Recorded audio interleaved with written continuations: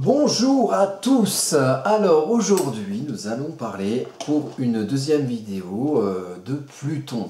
Alors on a fait dans la première vidéo du triptyque plutonien en Verseau, puisqu'il s'agit de parler du changement de signe de cette planète qui était depuis 2008 en Capricorne et qui va passer d'abord un petit tour de mars à juin 2023 en Verseau, puis revenir en rétrograde en Capricorne, terminer le travail de transformation dans nos structures sociales, et enfin revenir pendant 20 ans, de 2024 à 2044, en signe du Verseau, où là Pluton va mettre ses petites bombes un petit peu partout et va fondamentalement changer notre manière d'aborder nos communications ensemble, nos communications en réseau, nos capacités de nous comprendre à l'intérieur d'un tout, avec beaucoup de gens qui essaient de se comprendre eux-mêmes, donc dans la capacité de compréhension de comment on peut vivre entre nous, hein. Le Verseau c'est le signe du peuple, et comment on peut s'exprimer entre nous. Donc il y aura peut-être des outils extérieurs, hein, plutoniens, qui vont pouvoir changer, ou peut-être que Pluton va transformer nos outils qui nous permettent de nous comprendre tous ensemble, de nous exprimer tous ensemble, de communiquer tous ensemble et de vivre tous ensemble. Donc ça va être un petit peu mouvementé les prochains temps. Voilà, vous avez une petite introduction depuis toutes ces années covidesques, hein, voilà, avec on va dire la fin du passage de Pluton en Capricorne, donc la fin un petit peu d'une manière de se structurer en société qui va amener de nouvelles choses, soit dans un sens transhumaniste et métaverse, soit dans un autre où finalement tout va exploser. On va revenir à de la communication plus locale, puisque plus d'électricité, plus d'internet, plus les réseaux communicationnels modernes qu'on avait jusqu'alors. Voilà, donc on verra bien dans quel sens ça va. Mais enfin, Pluton en Verseau va bien bousculer notre manière de nous comprendre entre nous, et de communiquer entre nous et de nous exprimer tous ensemble dans ce monde merveilleux. Alors, donc on va parler dans cette vidéo du passé. Alors historiquement, Pluton est déjà passé en signe du Verseau. On a découvert cette planète lointaine dans les années 1930, au moment où Pluton était en Cancer alors. Dans une troisième vidéo, on parlera des générations plutoniennes. Si vous voulez, il n'y a personne qui a dans son thème natal, ou très rare, vraiment les personnes très âgées peuvent avoir un Pluton en Gémeaux par exemple, mais très peu, parce que finalement 1930, on est en 2022, donc là on a déjà des gens qui ont 82 ans, les gens qui sont nés avant 1920 aujourd'hui en général sont plus vivants ou alors sont très vieux. Donc en thème natal, on n'est concerné que par Pluton en Cancer, et puis ensuite les signes qui suivent, donc Lion, Vierge, Balance, jusqu'à nos jours, les gens qui naissent sont Pluton Capricorne, et l'année prochaine, ils commenceront à être Pluton Verseau en thème natal, ce qui donne des caractéristiques personnelles aussi. Là, maintenant, on va parler des moments où Pluton était passé dans le signe du Verseau. Pluton, pour faire le tour de la roue du zodiaque, met 260 ans. Ça met un certain temps, donc ça veut dire qu'il y a 260 ans, à peu près, un peu plus, Pluton était déjà dans le signe du Verseau. Il y a 520 ans, il était aussi. Et alors, il s'est passé des choses pendant cette période qui sont intéressantes. Pourquoi j'ai eu l'idée de faire ce travail ? Parce que dans une vidéo précédente qui parlait de la conjonction Uranus-Mars, nœud nord lunaire en Taureau en 2022, en août 2022, le 1er août 2022, j'avais regardé comme ça par hasard, mais c'est quand la dernière fois qu'il y a eu cette conjonction ? Et je suis tombé sur Boris Yeltsin, la mairie de Moscou, la fin de l'Union soviétique, le début de la Russie moderne, de la Russie actuelle, la fin de la guerre froide aussi, donc la fin d'une situation conflictuelle mondiale qui arrivait avec l'avènement d'une Russie qui n'était finalement plus soviétique alors qu'elle l'avait été depuis 1917. Très bien. À l'époque, j'avais pas connaissance, j'ai enregistré la vidéo avant qu'on puisse savoir qu'il allait avoir une guerre en Ukraine, où la Russie allait faire une invasion en Ukraine, où finalement ça allait peut-être générer des velléités de folie de guerre mondiale à nouveau. Et donc, d'où l'importance de savoir, mais quand on a des conjonctions dans l'actualité ou dans le futur, comment ces conjonctions, quels effets ont fait ces conjonctions précédentes, parce qu'il y a toujours eu des précédents à chaque chose. Est-ce que ça donne une jurisprudence? Je ne sais pas vraiment, mais peut-être qu'il y a des ambiances qui peuvent se recouper. En tout cas, là, c'était assez prégnant sur cette invasion de l'Ukraine par la Russie et cette guerre en Ukraine, parce que ça arrivait très vite finalement dans l'actualité. On n'avait pas forcément conscience que ça allait aller jusque-là, puisque la guerre en Ukraine a lieu depuis au moins 2014 dans le Donbass, donc c'était pas quelque chose de nouveau, mais ce qui a été nouveau, c'est donc l'implication directe de Poutine et de la Russie dans cette invasion, et les velléités aussi américaines et transatlantiques de se mêler de ce conflit-là, et à tel point qu'on nous a bassiné de guerre en Ukraine dans toutes nos actualités du mainstream, voilà, c'était l'alerte générale, alors que finalement des guerres il y en a partout depuis longtemps, mais là on a décidé, visiblement les scénaristes ont décidé que celle-ci serait plus importante que les autres, pourquoi pas, je ne juge pas, mais il y a aussi un lien avec l'énergétique, le gaz notamment, la guerre énergétique. L'énergie, ça peut aussi être symbolisé par Uranus le maître du Verseau, l'énergie électrique notamment, puisque il y a aussi des questions d'augmentation des coûts de l'énergie. Il n'y a pas que le gaz en ce moment, il y a le fuel, il y a l'électricité. Le Verseau, ça symbolise aussi ça, cette communication en réseau. Et finalement, pour communiquer en réseau, il nous faut des outils structurels qui sont basés par l'électricité, puisque c'est avec l'électricité qu'on allume son petit ordinateur et qu'on fait des vidéos YouTube, ou qu'on regarde Internet, ou qu'on communique par nos réseaux sociaux. Donc la communication en réseau est très, très clairement en lien avec la structure énergétique qui nous permet de communiquer en réseau. Après, il y a d'autres manières de communiquer en réseau. Les pierres à feu communiquaient aussi en réseau, sauf qu'ils faisaient différemment, parce qu'ils n'avaient pas d'électricité, parce qu'ils n'avaient pas tous nos moyens technologiques. Il y a aussi une idée de technologie avec Uranus, une idée de progrès technologique. Donc on est en lien avec ou le progrès technologique ou l'évolution du technologique autour de nous. Ça peut monter, ça peut baisser, on peut aller vers la modernité, on se téléporte, on métaverse, on a l'internet 72G dans le cul, ou alors on a aussi peut-être tout qui va plutoniser, exploser, et là du coup on n'a plus rien, et on refait les pierres à feu, et on communique avec des rouleaux de PQ et des ficelles pour dire « Salut, comment ça va ?» Voilà, on refait le talkie-walkie d'antan, de quand on était bambin. Et c'est peut-être pas plus mal, ou c'est peut-être plus mal, mais enfin, on verra bien comment on le vit si jamais ça arrive. Mais l'astrologie, si vous voulez, ça donne une tendance, ça dit pas, c'est pas de la voyance que je fais. Je regarde les cartes, je me dis tiens, potentiellement on peut arriver dans une telle atmosphère.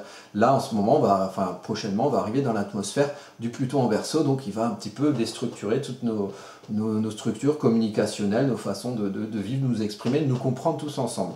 Dans le passé, donc on va y venir. D'abord, je vous présente la page AstroCaca, la page Facebook.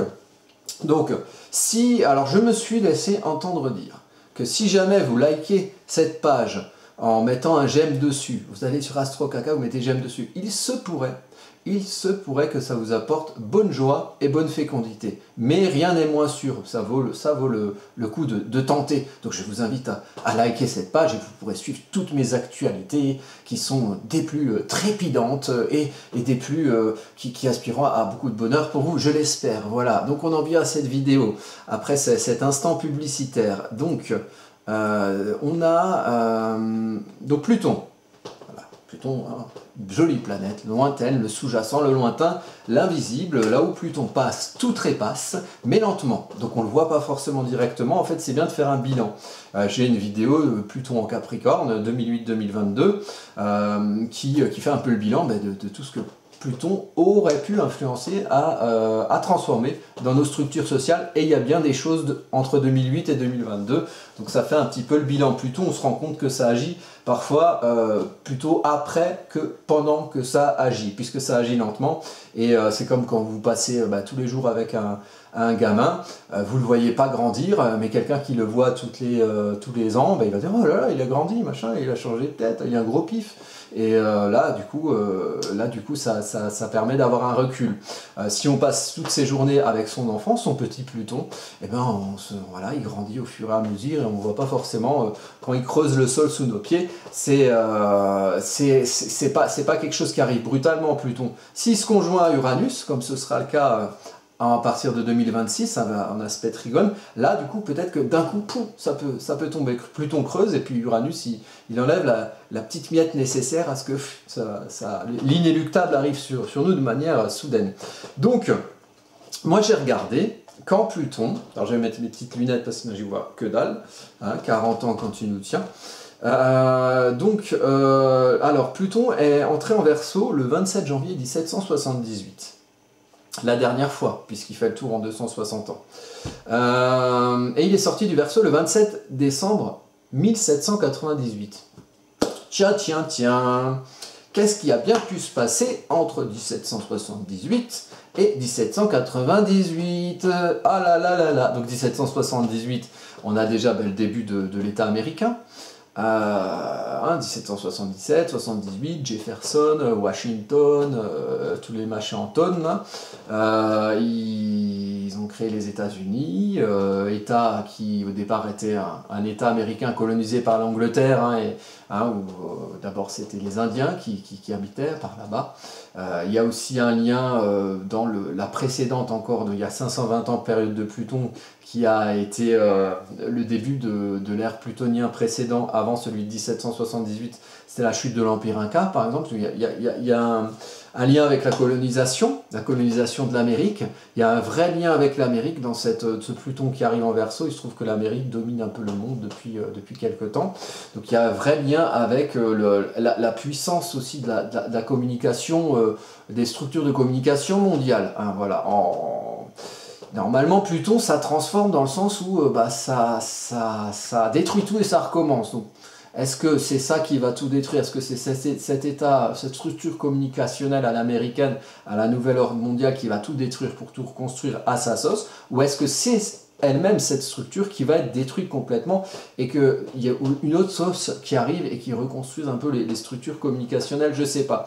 En tout cas, il y a le lien avec 1778, création de l'État américain, et 1798, donc là on a passé la Révolution française, hein, vous voyez, à partir des années 1780, beaucoup de mouvements sociaux, hein, le Verseau c'est le peuple, qui a amené à maturer jusqu'à 1789, Révolution française. Donc là il y avait beaucoup de changements au niveau du peuple, comment ils fonctionnent ensemble, comment ils communiquent ensemble, et sur quelles valeurs ils se basent pour se comprendre ensemble et communiquer ensemble. Hein. On a changé de régime politique. Il se trouve qu'avant, hein, comme aujourd'hui, le Pluton avait traîné en Capricorne pendant 15-20 ans aussi, donc a bien dézingué les structures sociales. On a eu aussi enfin, il y a eu pas mal de choses. Il y a eu pas mal de choses sous Louis XVI aussi, où les structures sociales ont un petit peu évolué, et il y a des choses traditionnelles qui ont été mises à mal. En France, par exemple, c'était tous les privilèges, on va le voir dans le détail hein, de ce qui s'est passé en 1778 et en 1798, mais toute la question des privilèges de la noblesse et du clergé-état, de la noblesse et du clergé, pas du clergé-état, du clergé, qui payaient pas d'impôts et qui avaient beaucoup de privilèges, qui étaient ancrés hein, dans les structures sociales. Il y a eu beaucoup de remises en cause de ça qui ont généré l'avènement d'un nouveau pouvoir, un pouvoir révolutionnaire qui finalement s'est établi en le pouvoir bourgeois qu'on a actuellement encore, hein, qui est encore aux affaires hein, finalement. Le début du pouvoir bourgeois, de l'État bourgeois français, hein, qui a amené à toutes les idées d'État-nation, sont là suite aux Lumières, Voltaire, tout ça, on va parler aussi de Voltaire, suite aux idées des Lumières, donc contre un État monarchique et religieux, un État plus franc-maçon bourgeois, des Lumières, donc ça s'est établi à partir de la Révolution de 1789, et on a encore cette structure-là aujourd'hui. Peut-être qu'on change de cycle, on va passer à autre chose plus tard, peut-être au nouvel ordre mondial, peut-être à autre chose, et ce nouvel ordre mondial qui finalement va dézinguer, on verra selon les choix de vie de chacun et les choix des gens en collectif, mes choix de vie, comment on va pouvoir, comment vont évoluer ces choses vers l'avènement de l'état mondial, du nouvel ordre mondial, suite au grand reset. Hein. Peut-être que c'est le grand reset qui vont provoquer à l'ère de Pluton en Verseau qui va finir par tout transformer avec eux à la tête, ou peut-être que c'est eux qui vont tous prendre dans la gueule aussi, et qu'on va créer autre chose qui sera différent. Ou peut-être que c'est le monde qui va faire que ça se transforme et que tous les outils communicationnels qu'on a et de réseaux énergétiques vont se casser la gueule par la nature peut-être, puisqu'on a le nœud nord en taureau, un signe aussi de la nature, le signe du concret naturel. Donc peut-être que c'est aussi par là que il y aura une troisième voie qui va se créer, parce que on nous aura dit, le grand maître, le grand Dieu, le grand sachet nous aura dit, vous vous cassez les couilles avec toutes vos communications, vous faites de la merde avec, vous faites des progrès technologiques mais vous ne progressez pas dans votre façon de vivre ensemble, on va vous apprendre à le faire, si vous n'apprenez pas à le faire tout seul, on va vous mettre des catastrophes naturelles qui vont vous aider à arriver vers ça, ou alors à tous mourir, la Terre va exploser, et voilà, Pluton c'est aussi la mort pour la naissance d'autre chose. La naissance d'autre chose, c'est peut-être autre chose que nous, hein. Peut-être l'avènement des renards qui créeront société et feront peut-être mieux que nous, on verra bien. Donc, au niveau du 30 janvier 1778, alors je vais vous lire les choses, hein, vous les avez qui défilent derrière. Donc, alors, traité d'amitié, vous voyez, tout de suite on commence par là, hein, le 30 janvier. 3 jours après que Pluton soit rentré en Verseau, traité d'amitié et accord commercial. On est dans le commerce. Hein. L'état bourgeois, la bourgeoisie, le pouvoir bourgeois, c'est le commerce. Hein. Ça vient de l'avènement de la corporation des marchands au bas Moyen-Âge, donc à partir des années 1400, où ils ont commencé, les commerçants, à être de plus en plus au pouvoir, dans les instances de pouvoir monarchique, à commencer à... les États ils prêtaient aux États, donc ils avaient plus de pouvoir par rapport au pognon. Là, aujourd'hui, on est quand même dans un état financier. Le financier, c'est aussi la structure en réseau, vous voyez. Donc il y a un lien aussi avec Pluton en Verseau. Notre monde financier va se transformer. Donc moi, je vois bien une crise économique arriver. Évidemment, vu qu'il joue au casino avec un pognon imaginaire, au bout d'un moment, peut-être que ça va se voir qu'il n'y a plus de lien avec le réel et que les bulles spéculatives vont exploser, ce qui est arrivé en 2008 avec le début de Pluton au Capricorne. Donc il y a un lien avec les États-Unis, avec le commerce. Donc chacun, France-États-Unis, au début de l'État américain, chacun promettant d'accorder à l'autre la cause de la nation la plus favorisée. On est déjà aussi dans les privilèges. Le traité énonce le principe de la liberté, Uranus, des mers, et du droit des États neutres à commercer avec avec des nations en guerre. La France s'engage à prendre sous sa protection les navires des États-Unis, tatati tatata. Donc commerce, donc États-Unis-France, hein, quand on s'est créé l'État américain, il est très lié avec l'État français, transatlantique, lié par les pouvoirs bourgeois des deux États qui sont en lien depuis l'avènement de l'État américain. Donc ça, c'est très important à comprendre pour aujourd'hui. Aujourd'hui, on voit vraiment qu'on a un État français qui est très transatlantique et qui a à cœur de se mêler avec les États-Unis de ce qui se passe par exemple par rapport à la recrudescence d'une certaine guerre froide avec la Russie. Donc il y a une idée de ça déjà il y a 260 ans quand Pluton est entré en Verseau à l'époque.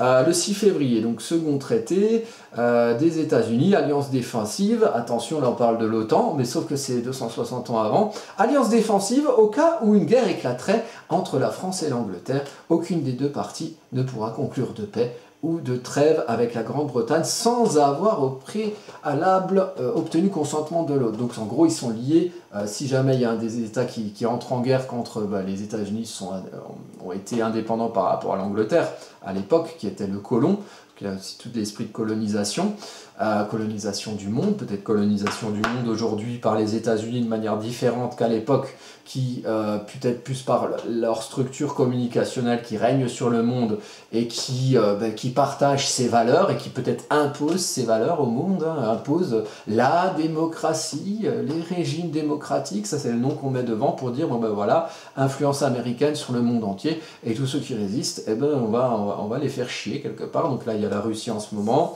il y a tout le côté de la Chine aussi qui va arriver, l'Inde, enfin voilà, on risque aussi de se confronter à des guerres de communication par rapport à ça, si ce n'est pas plus, mais enfin j'espère pas, on verra bien. On parle de Voltaire le 10 février, retour de Voltaire à Paris, après une absence de 28 ans, on s'en fout, et après il va mourir, voilà, peu de temps après, le 30 mai. Donc Voltaire, c'est les Lumières. Voltaire, c'est toute l'idée d'abolition des privilèges avec, je sais plus, Diderot, Montesquieu et tout le patacouec là. Après, Voltaire, il a une histoire particulière parce qu'a priori, ça aurait été lui aussi un marchand d'esclaves, qui avait un nom, en fait c'est l'anagramme de Voltaire, je ne sais plus le nom que ça fait, c'était une compagnie qui faisait marchand d'esclaves à partir de Bordeaux, ce commerce triangulaire, vous connaissez le triangle, hein, triangle franc-maçon, voilà. Ils nous font des beaux triangles partout dans l'architecture, ils aiment bien ça, ils adorent les triangles, mais pourquoi pas les ronds, les triangles, les carrés, hein, j'ai pas de racisme par rapport aux figures géométriques. Donc les triangles, le commerce triangulaire, Voltaire marchand d'esclaves, soupçonné a priori, hein, j'ai pas de preuves, j'en aurais pas certainement, et Lumière au niveau abolition des privilèges. Voilà, mais bon, Voltaire c'est faites ce que je dis, faites pas ce que je fais. J'ai écrit que je veux abolir les privilèges et que je veux que le monde soit gentil et joyeux, et puis je fais l'inverse en faisant des gentils esclaves qui iront cultiver qu'on ira kidnapper gentiment en Afrique pour qu'ils cultivent du gentil coton aux États-Unis. Et on en revient au rapport France-États-Unis. Ça revient beaucoup hein, dans ce qui s'est passé il y a 260 ans. Donc un lien avec Voltaire, 15 mars, alors, cours des ailes, ah oui voilà, le 20e, donc c'était un impôt qui a été pensé depuis des dizaines d'années, et les gens qui avaient des privilèges, ils ne voulaient pas le payer, le 20e, parce qu'ils ne payaient pas d'impôt, ils n'avaient pas l'habitude, il n'y a pas de raison que ça change. Donc il y a un côté aussi abolition des privilèges. Actuellement, on a aussi un gros truc par rapport à ça. C'est-à-dire qu'on constate que il y a un peu la République des copains, McKinsey et compagnie, qu'on favorise des gens par rapport au contrat public, par rapport à l'argent des gens, à l'argent des impôts, à l'argent des cotisations sociales, qui finalement naviguent et se transfèrent vers un certain petit monde, un petit microcosme de privilégiés bourgeois, a priori, d'après ce que j'entends, même sur le mainstream. Donc, du coup, il y a un lien par rapport à ça aussi. Déjà, ça grondait par rapport à ça à l'époque. On ne parle pas des privilèges aussi par rapport au placement de l'argent dans les paradis fiscaux, dont finalement, a priori, sont soupçonnés beaucoup de nos chers dirigeants bourgeois qui nous gouvernent de manière bienveillante. Voilà. Et bienveillante pour eux, évidemment, parce qu'on commence déjà, charité bien ordonnée commence par soi-même, et ça, je pense que nos gouvernants sont bien au courant. Voilà, donc il y avait la question des impôts aussi, voilà, parce que là, finalement, il y a la question des taxes. Les taxes, gilets jaunes, ils sont arrivés par rapport aux taxes, par rapport au fait que voilà, on paye, mais qui paye? Est-ce que c'est toujours les mêmes qui payent? Et pourquoi il y en a qui ne payent pas? Parce qu'ils connaissent mieux le droit, ils connaissent mieux les entourloups, parce qu'ils ont plus de copains, vous voyez? Il y a quelque chose qui gronde par rapport à ça, par rapport au peuple, et on peut comprendre. Et il y avait déjà ça à l'époque, avec Pluton en Verseau.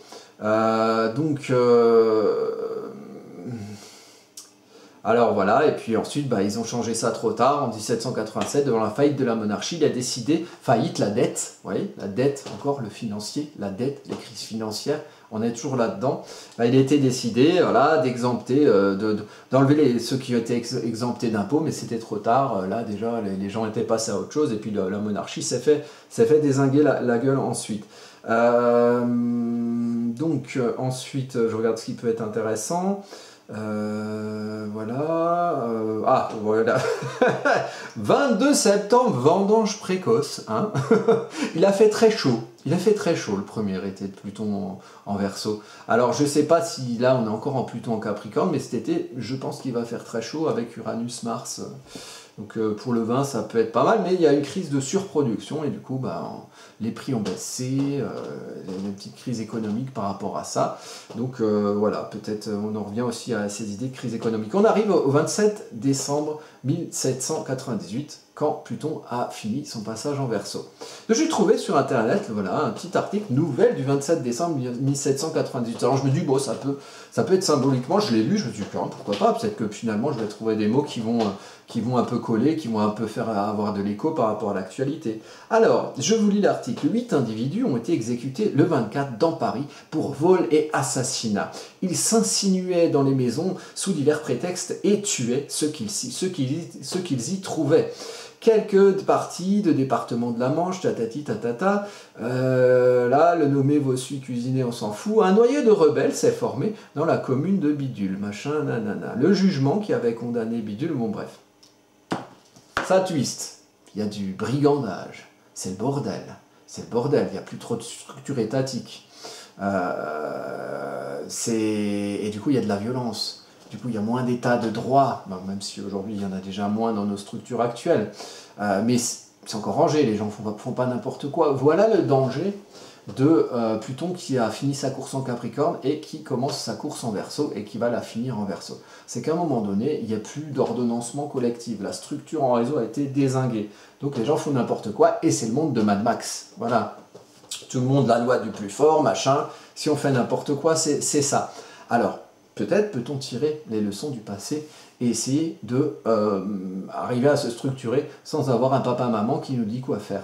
Et peut-être que les gens, et peut-être que c'est la leçon de ça, peut-être que les gens pourraient, et je pense qu'ils le font déjà, hein, on le voit à travers différents réseaux, que ce soit des Gilets jaunes ou que ce soit des réseaux comme avec Étienne Chouard, le RIC, tout ça, enfin il y a des gens qui réfléchissent à d'autres façons de vivre collectivement. Je crois qu'il va falloir continuer à réfléchir parce que si on n'y réfléchit pas et qu'on se laisse aller à voir Pluton dézinguer nos structures sociales et nos communications en réseau, ben on va finir par tous se battre pour avoir notre boîte de pâté et pour avoir notre stère de bois pour nous chauffer. Parce que à un moment donné, quand les gens sont dans la survie, ils ne sont pas très gentils. Et c'est la loi du plus fort. Voilà un danger qui peut aussi nous guetter. Là, c'est la fin du passage de Pluton en Verseau la dernière fois en 1798. Alors, on a aussi saisie générale des marchandises anglaises dans toute la République, loi créant un emprunt forcé et progressif, donc on est toujours dans la finance, découpage administratif, ça on s'en fout, indépendance du Pays de Vaud, les troupes françaises, République de Mulhouse, ah oui voilà, celle-là elle est pas mal. Loi du 12 pluviose en 6. Là, vous voyez, ils ont changé la structure, ils ont changé les années, ils ont changé les mois. Ils ont changé les bases de la structure de comment on est entre nous. Voilà, parce que le temps saturnien, c'est aussi Verseau. Les références au temps sont quand même importantes. Et peut-être que dans la période future du Pluton en Verseau, ben on va revoir complètement notre définition du temps et des mesures du temps et de comment on peut communiquer, et comment on peut échanger de l'énergie, des mots, de la compréhension, enfin voilà. Et là, ils ont changé les mois, les jours. Donc pour se prémunir contre une mauvaise surprise électorale, le directoire fait prendre par les conseils une mesure conservatoire. Les conseils en place procéderont à la validation des élections, à l'élection du directeur. Bon, en gros, on trafique les élections. Voilà, on se dit, alors si les résultats des élections ne sont pas à la mesure de ce qu'on a voulu, on se permet de faire une petite loi qu'on se sort du cul pour pouvoir finalement faire ce qu'on veut. Voilà. Et comme ça, on aura fait semblant de vous demander votre avis, mais on fait quand même ce qu'on veut, parce que quand même, c'est nous les plus forts. Bref, bon, c'est intéressant. Il y a aussi cette histoire-là en 1798. Donc attention, c'est bien beau la Révolution, mais si c'est fait n'importe comment, des fois, on peut arriver à du pire que ce qu'on avait avant. Et c'est pas le but, je pense. Enfin, moi, c'est pas mon but. Après, il y a peut-être des gens, des saboteurs collectifs professionnels qui veulent du grand reset pour pouvoir régner sur les cendres. Voilà, je sais pas. Alors, sinon, la fois d'avant, c'était Pluton qui est entré en Verseau il y a 520 ans, donc le 3 février 1532, la fin du règne de François Ier, l'effondrement de l'Empire Inca, vaincu par les conquistadors, donc il y a un côté nouveau monde aussi, changement changement de vivre ensemble, une nouvelle terre, l'Amérique, les gens qui étaient là on les dézingue, leur fait des couvertures de typhus, on dézingue les empires grâce aux conquistadors, et donc c'est la fin de l'Empire Inca, ça c'est aussi à la fin d'un paradigme, quelque part, pour quelque chose de complètement nouveau. Les gens en Amérique, à l'époque, ils n'ont pas vu ce qui leur arrivait, ils l'ont bien eu dans le cul, quelque part. Donc voilà, et donc c'est sorti du Verseau en 1553, donc 1532, 1553. C'était encore une longue période de 20 ans. C'est pas toujours 20 ans, Pluton, ça dépend des fois, de la manière dont ça tourne. Sorti en 1553, sortie du Verseau, c'est la naissance d'Henri IV et les prémices des guerres de religion qu'il y a eu en France, les protestants contre les catholiques. Donc à la fin de cette ère de Pluton en Verseau, de 1532 à 1553. Et là aussi, il y a les prémices d'un gros changement de paradigme. C'est finalement par ces guerres de religion aussi qu'on a commencé à remettre en cause un certain état religieux en France catholique, voilà, avec la concurrence d'autres religions protestantes, avec de nouveaux groupes d'influence. Donc là, actuellement, on a ça aussi au niveau mondial, entre voilà, les groupes d'influence russes, groupes d'influence américains, dont on fait partie, nous, hein, parce que notre cher dirigeant a décidé de nous y mettre. Un peu pour, il était, je ne sais plus quoi, l'association des Américains à Paris, ou je ne sais plus quoi, enfin bref, il y a un gros lien, hein, depuis, comme on l'a vu dans la période précédente, Pluton en Verseau, oui, il y a un gros lien États-Unis-France, et surtout des élites bourgeoises américaines et des élites bourgeoises françaises. C'est pas une critique ou quoi que ce soit, hein, c'est un état de fait. La naissance d'Henri IV, les guerres de religion, donc changement aussi de paradigme, entrée aussi de l'ère de Pluton en Poisson, puisque Poisson c'est aussi, ça peut aussi être les aspirations profondes, les rêves, les croyances religieuses.